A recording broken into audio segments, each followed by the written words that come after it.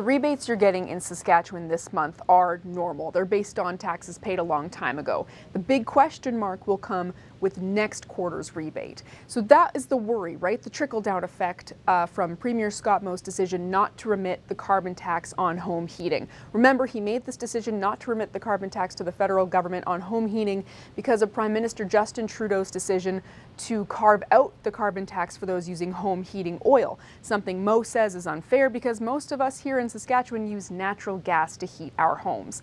The trickle-down effect worry was what happens to the rebate. It's still unclear from the federal government whether our rebates in Saskatchewan will be reduced or cut completely. Now, at a community leaders event today, Scott Moe stayed on course and even hoped that the federal government in Tuesday's federal budget will actually cut the carbon tax completely.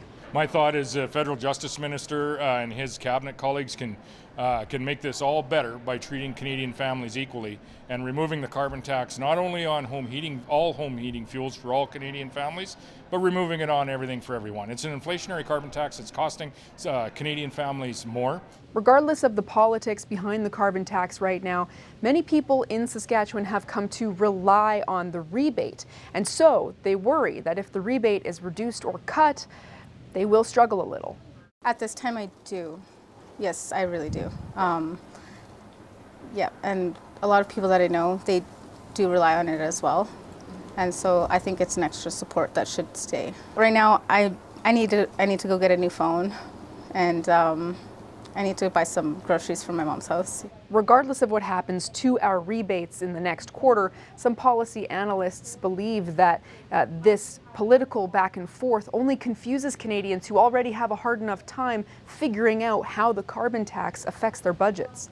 The big Achilles heel of the carbon tax as we pay it is that it's hard to relate how much goes out with how much comes back.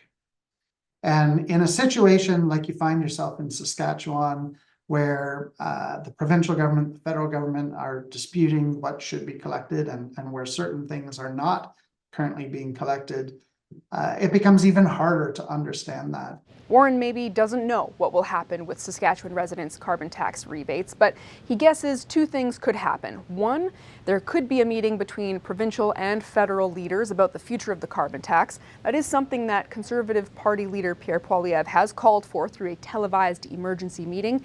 And two, if the rebate gets cut in Saskatchewan, so could public support for the carbon tax itself. Sam Sampson, CBC News, Regina.